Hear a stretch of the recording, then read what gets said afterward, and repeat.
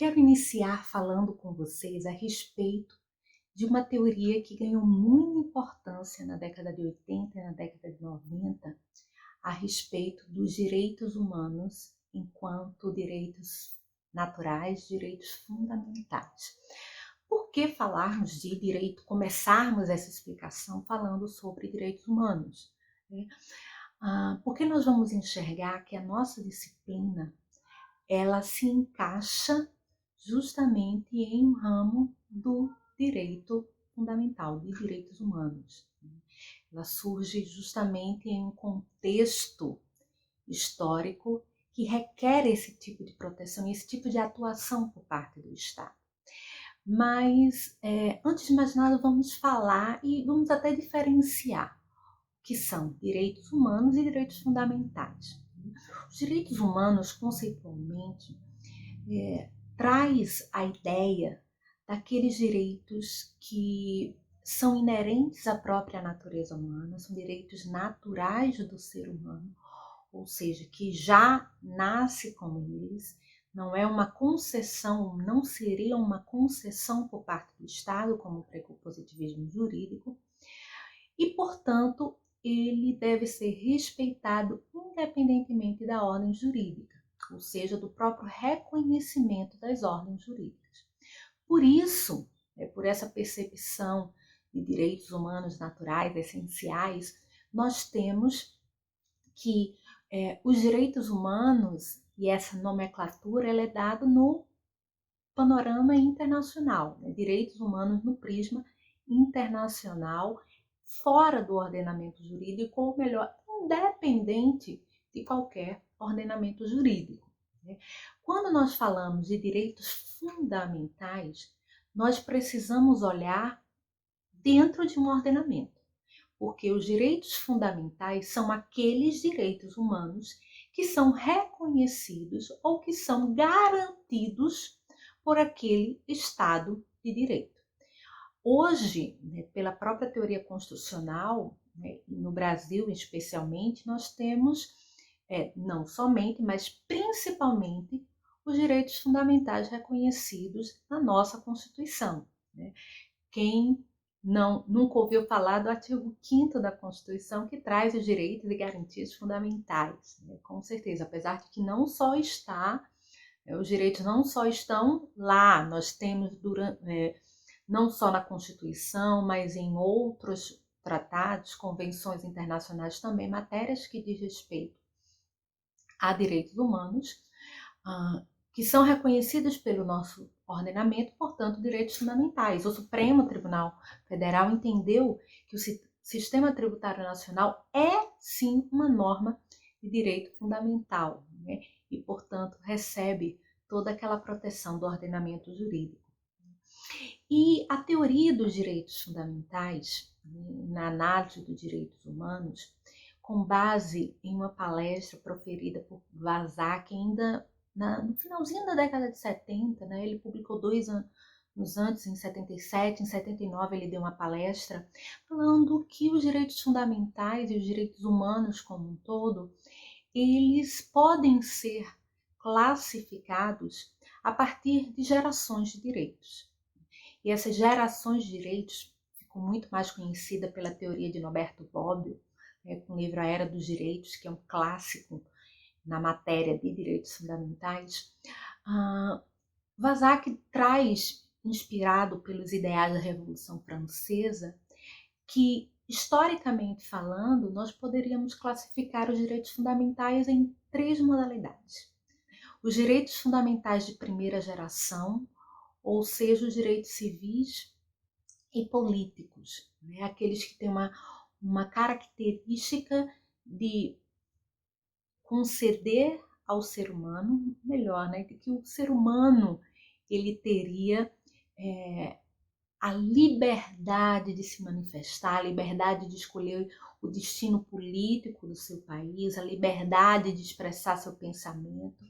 Então, os direitos civis e políticos, ou a primeira geração de direitos fundamentais, ele surge principalmente após as revoluções burguesas do século XVIII e XIX também, né, mas principalmente no finalzinho do século XVIII, e aí nós temos a Revolução Americana, a Revolução Francesa, que foi a principal e que influenciou todo mundo, mas a ideia era de que justamente era uma demanda dos seres humanos, em contraponto ao Estado absolutista, de que houvesse, através do império da lei, através do império das normas jurídicas, uma proteção e um reconhecimento da liberdade dos indivíduos. Seja a liberdade de contratar, seja a liberdade de dispor dos seus recursos da forma que ele bem entender.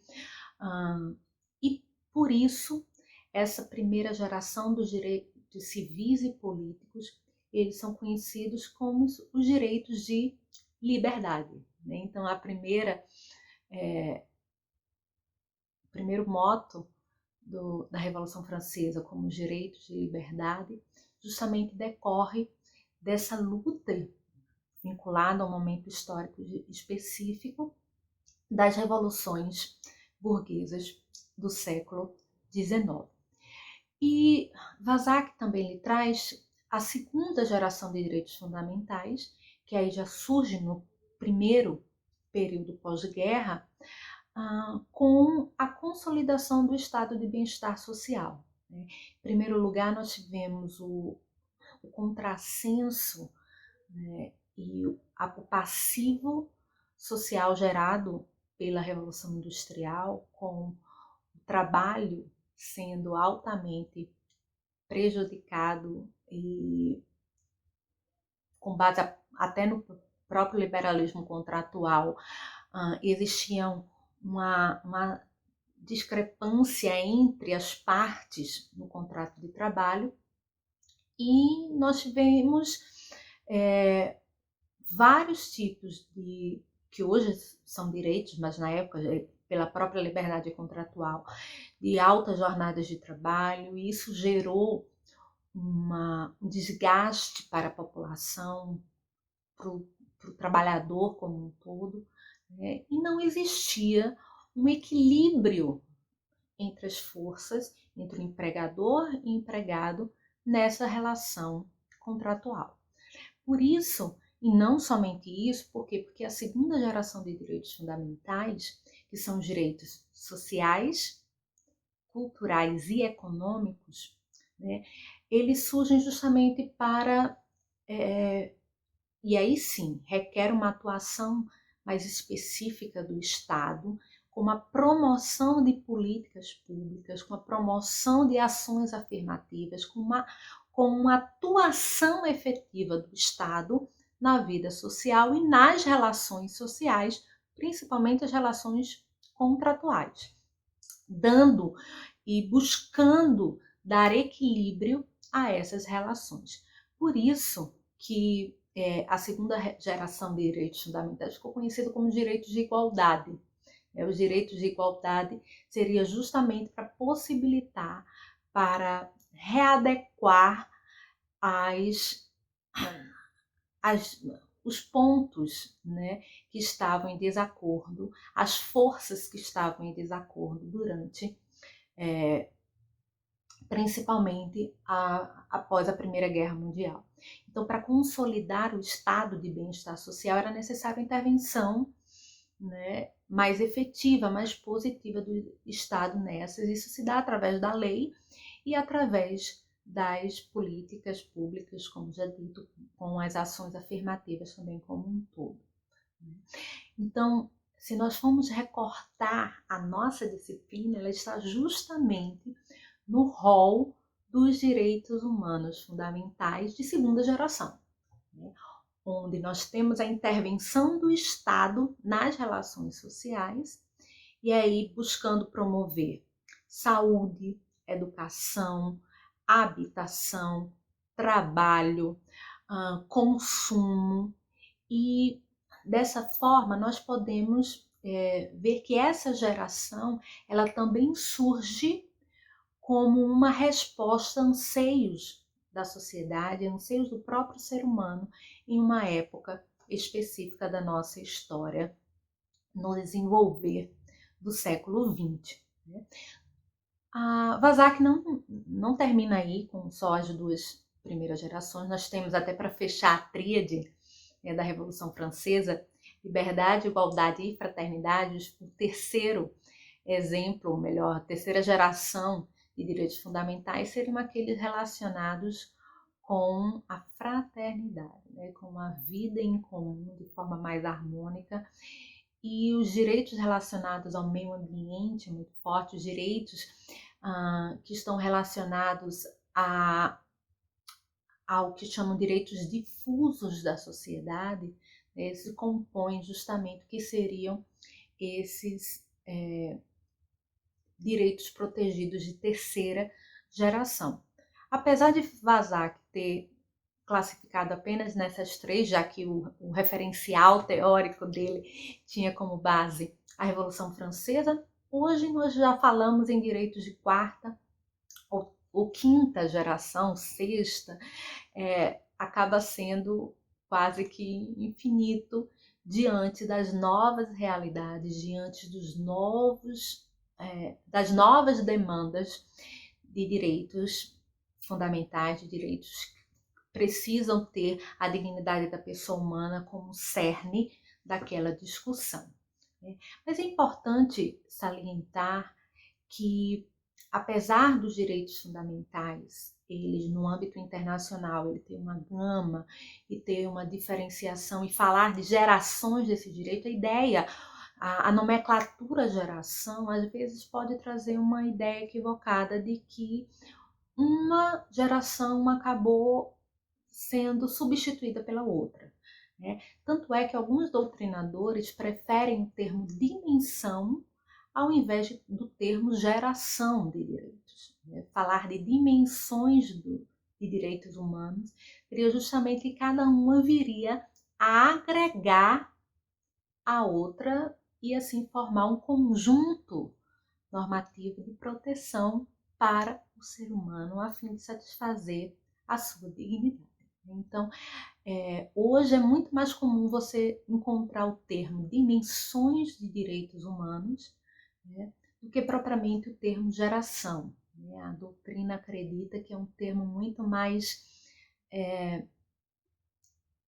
correto, né? Seria mais interessante, então, tratar de dimensões de direitos fundamentais e não de gerações. Então, a nossa disciplina, ela está no âmbito de discussão dos direitos fundamentais. É importante saber isso. Por quê? Porque isso vai permear toda a nossa discussão daqui para frente. E falar de direitos fundamentais é falar que o cerne da proteção é o indivíduo, é a pessoa humana. E, portanto, os direitos econômicos, sociais e culturais que formam a segunda geração de direitos fundamentais, nós temos a característica de que são direitos que requerem a atuação do Estado, e é por isso, né, que são direitos chamados de positivo, e por requerer uma atuação do Estado, é necessário também que exista a contrapartida da sociedade, principalmente através do pagamento de tributos, para que haja um agir do Estado nessa atuação, ou seja, é um contraponto ao próprio liberalismo clássico contratual. No liberalismo, e aquela ideia pregada na primeira geração de direitos fundamentais da liberdade, né, de não intervenção do Estado, ele acaba sendo não substituído, mas as novas realidades requerem que haja uma intervenção sim do Estado, e isso vai se dar através do direito, através do reconhecimento desses direitos na vida social. Então, vamos dar continuidade a essa discussão, mas saiba de que tudo o que nós vamos tratar, nós vamos ter a dignidade da pessoa humana como pano de fundo, como a viga mestre das nossas discussões a partir de agora. Então, próxima semana nós vamos ter novos vídeos e vamos conversar sobre os direitos humanos fundamentais, em especial os direitos econômicos, sociais e culturais. Até breve.